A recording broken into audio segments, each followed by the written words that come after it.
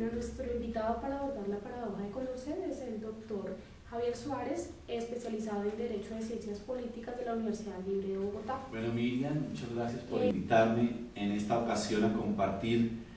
los elementos fundamentales académicos de un autor tan importante como es Condorcet, ¿verdad? Y pues empecemos un poco por contarle a los televidentes que nos acompañan, como dices tú, pues qué estudios tengo. Yo cursé estudios en Derecho y Ciencias Políticas en la Universidad Libre de Bogotá. Particularmente me siento identificado con el derecho contencioso administrativo, porque es el derecho que más relación, que más vínculo tiene con el poder político y con las democracias como tal, en el entendido de que precisamente del pueblo es de donde brota la facultad que se le entrega al poder político para distribuir en una defensa y custodia de leyes, de decisiones, de actuaciones de gobierno, la garantía de los derechos fundamentales democráticos para las sociedades, para las comunidades. Y por esa razón me encanta el derecho contencioso administrativo, porque tiene que ver con los jueces, tiene que ver con el poder ejecutivo, con el gobierno, con la forma en que gobierna, con la manera en que este gobierno se identifica con las necesidades del pueblo, con las apremiantes y más urgentes propuestas que hay que sacar adelante, y también con el poder legislativo, que es tal vez el más importante, porque tenemos que tener claro que el poder legislativo produce las leyes, el poder ejecutivo las ejecuta y el poder judicial está vigilante para hacerlas cumplir cuando haya alguna falencia que no garantice la ejecución de estas leyes. Luego también quiero contarles que estudié licenciatura en Filosofía en la Pontificia Universidad Javeriana de Bogotá. En particular me llama la atención tres autores. El primero, que es Thomas Hobbes y su obra de El Leviatán, todo lo que es el contrato social, todo lo que se refiere a la forma como la sociedad hace un contrato con uno de sus integrantes, eligiéndolo precisamente para que gobierne, en un contrato en donde el pueblo se compromete a obedecer, a acatar las disposiciones de este que es elegido como gobernante, y a su vez el que es elegido como gobernante se compromete a garantizar el bien común para todos, ¿verdad? El contrato social, esa lucha entre el gigante, el poderoso, y también el enflaquecido, el débil, el frágil, el que necesita protección, pero que de alguna manera, a veces el frágil termina haciendo que su voz se sienta y derrota o derroca o tumba a esa maquinaria, a ese poder. Me gusta muchísimo Martin Heidegger por ese interrogante tan significativo que tiene en su obra La pregunta por el sentido del ser, que yo creo que es algo muy significativo desde la filosofía hoy para las sociedades. Y me encanta también trabajar muchísimo la filosofía que confronta a la persona, la filosofía crítica, la filosofía que cuestiona, desde una obra muy especial que reúne como todo el sentimiento del corazón del hombre, que es El vicario saboyano, en su obra de Juan Jacobo Rousseau. También tengo entendido que tiene una fundación. Sí, creé la Fundación Madre y Mujer, una institución para trabajar por los derechos humanos, por la vida, por la niñez, por la familia como núcleo fundamental de la sociedad, y en ese orden de ideas yo mismo fundé esta ONG, soy su representante legal y presidente, y creo que hemos hecho un trabajo muy importante en el país, que ha sido reconocido por los medios de comunicación, que lo han podido visibilizar los colombianos en defensa de la familia, en el entendido como lo regula la Constitución, la familia que brota de la unión de un hombre y una mujer, y los niños como aquellos que merecen tener un padre y una madre tal como la ley lo establece, y que hacer lo contrario es discriminatorio, porque no podemos prohibir a unos niños que tengan papá y mamá y a otros que apenas tengan papá y papá o mamá y mamá. Y es importante también mirar aquí que de todo esto se defiende el valor o el elemento más importante que puede haber en cualquier sociedad, que es la vida. Y hemos trabajado mucho por la defensa de la vida, y quiero que me entiendan por qué hablo de estos temas, porque el pueblo como democracia eligió a la Asamblea Nacional Constituyente. Esta Asamblea Nacional Constituyente ha diseñado un país, un modelo social fundado sobre la familia, y ese pueblo que eligió la Asamblea Nacional Constituyente refrendó esta constitución política que hoy nos rige a todos, de tal suerte que no podemos permitir que, por ejemplo, en el caso de las altas cortes, 6 sujetos, 5 sujetos, la mitad más uno de 9 que son, vengan a decidir por los 48 millones de colombianos, sobre todo que esos 6 sujetos no fueron elegidos por el pueblo. Y entonces hay que respetar primero el poder legislativo, que es el que está representando al pueblo, es el pueblo el que legisla para la misma nación a través del poder legislativo, y no dejar que 5 o más de 9 decidan cuáles son los derechos fundamentales, cuáles son las leyes, cuáles son las reglas de juego de la convivencia armónica de la República. Pues de acuerdo a la paradoja de Condorcet, establece que si un grupo, un miembro, da un voto, es más probable de no tomar una decisión correcta.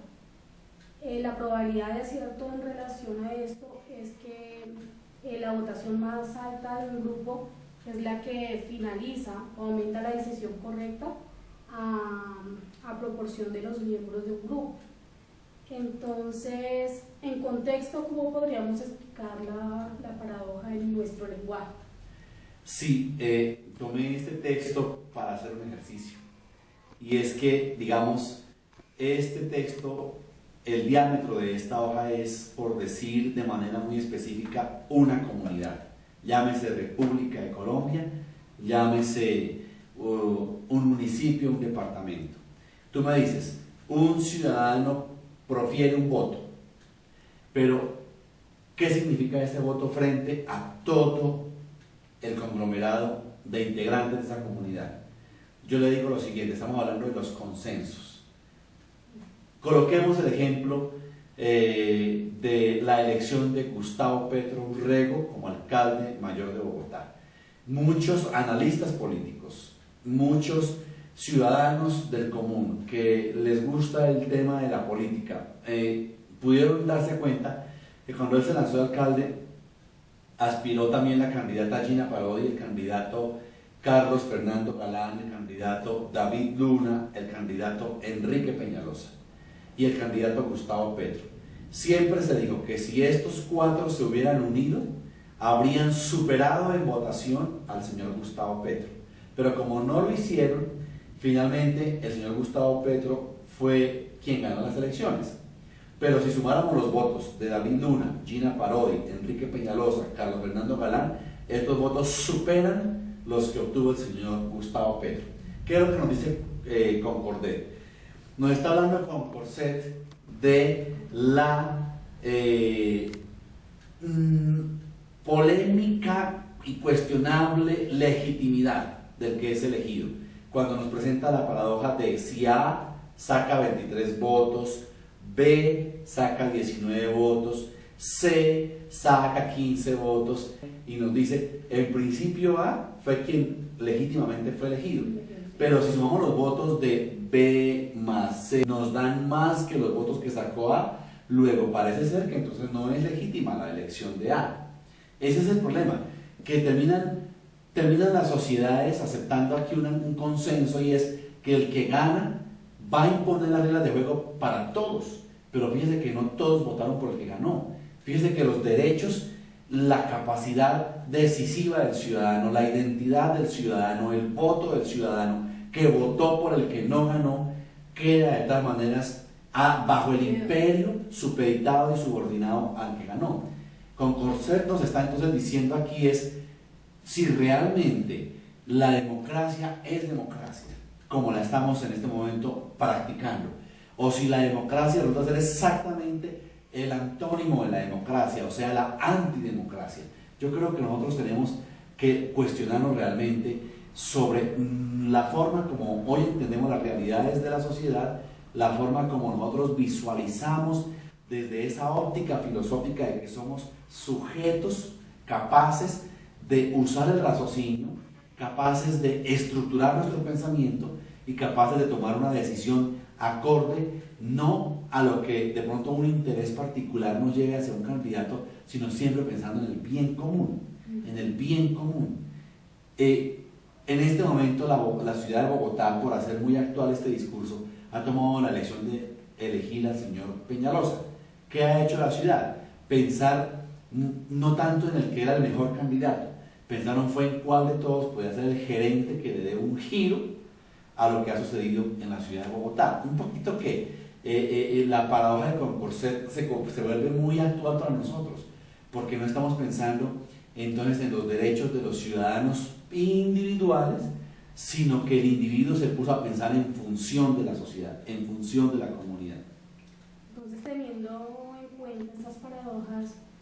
¿quiere decir que no existe la posibilidad de una democracia real? Sí es cuestionable que exista una democracia real desde la perspectiva de que estamos de cara a sujetos que tienen posición de dominio. Y yo creo que esa es la clave, analizar que hay sujetos que tienen mayor posición de dominio que otros. La pregunta es si quien tiene la mayor posición de dominio es el idóneo para representar al pueblo, como es el ideal de la democracia. Porque mire que hemos hablado de muchísimas cosas muy puntuales, como la compra de votos, hasta los difuntos están votando, hasta el ciudadano está dejando de pensar en el bien común y está pensando en un beneficio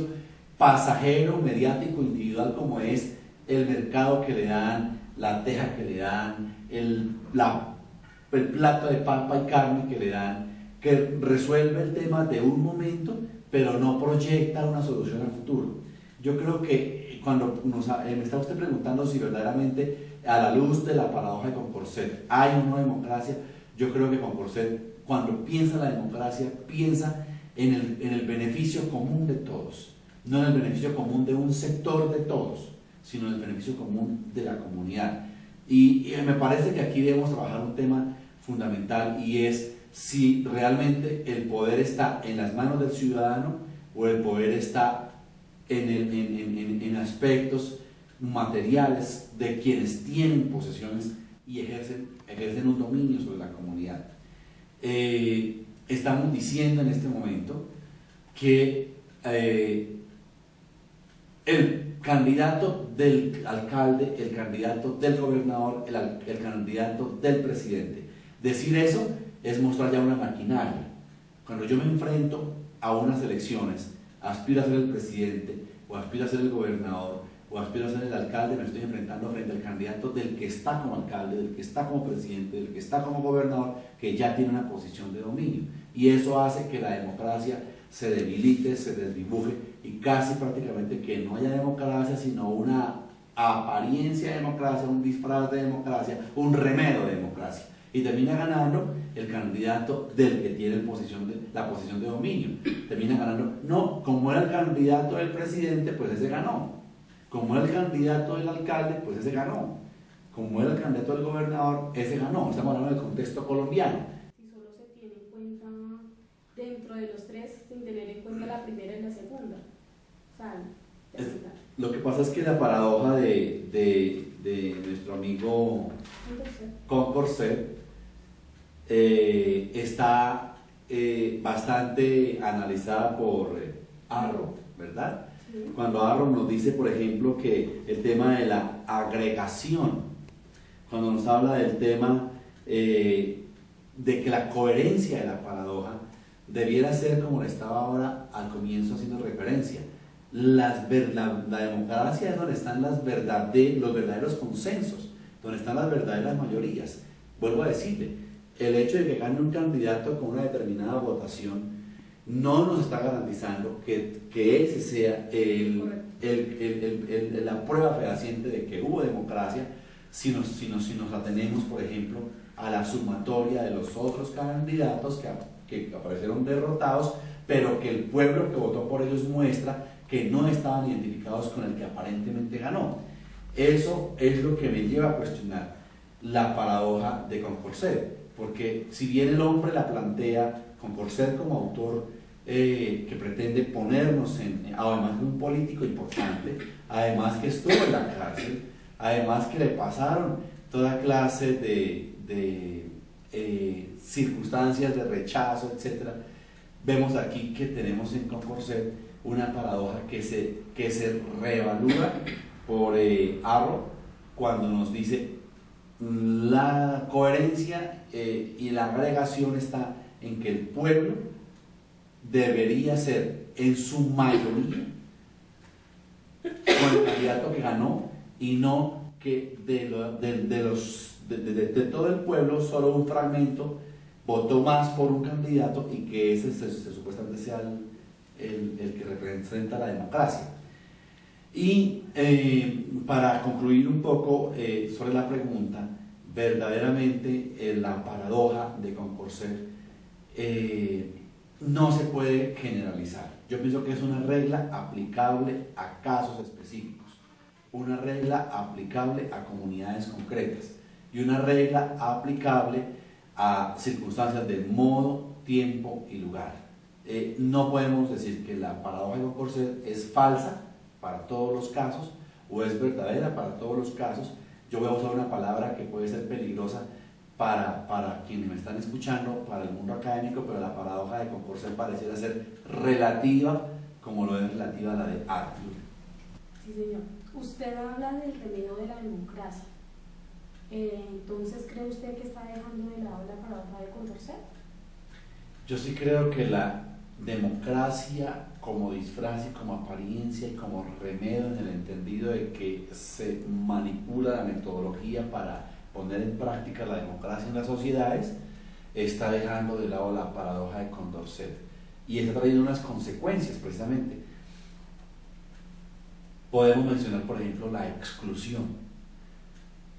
Hay excluidos en la democracia, hay excluidos en el ejercicio del gobierno que se hace en el nombre de la democracia, hay marginados que están sufriendo rigurosas consecuencias de pobreza, de injusticia, de desigualdad, de falta de equidad en el desarrollo de gobiernos que se concentran en retribuir el voto de quienes votaron por ellos y poner en la hambruna, en la injusticia de no garantizar derechos, educación, salud, convivencia, gobernabilidad a los que no estuvieron conforme al que está ejerciendo el gobierno en el nombre de la democracia. Podría decir que se están cometiendo graves injusticias en el nombre de la democracia. Eso de la equidad también está convirtiéndose apenas en un puro concepto, en una doctrina que se usa durante el tiempo de campaña en un discurso político, pero que durante la praxis del gobierno, durante la praxis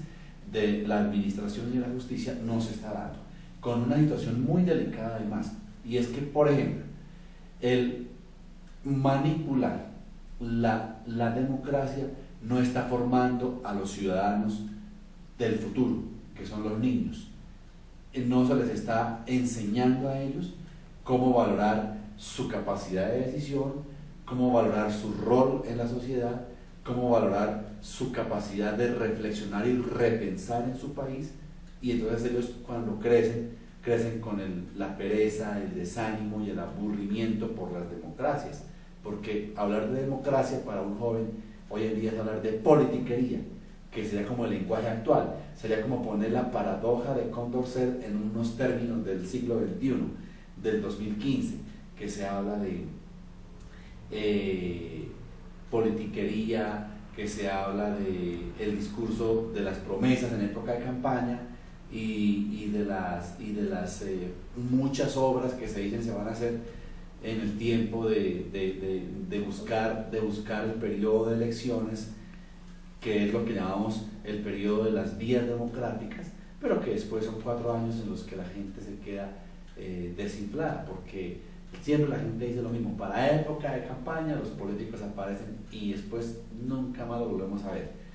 Y yo me centré en hablar en esta entrevista en políticos, democracia, ciudadanos, elecciones,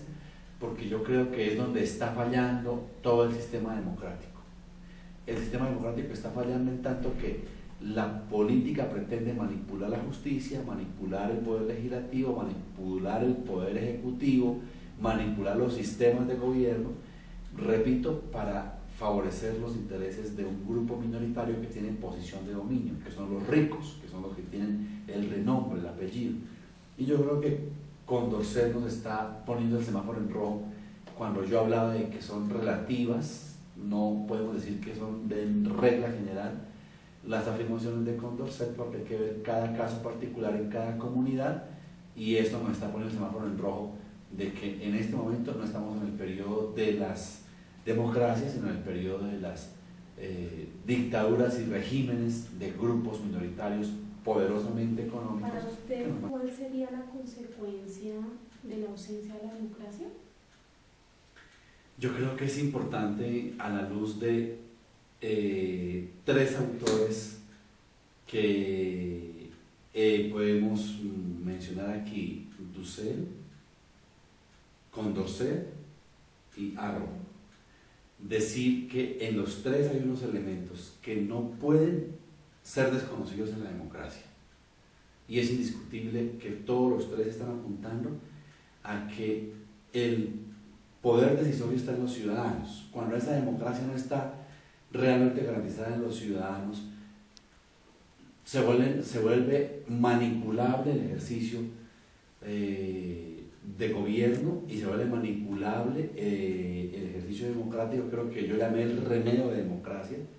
y en consecuencia empiezan a aparecer, dije hace un momento, excluidos, marginados,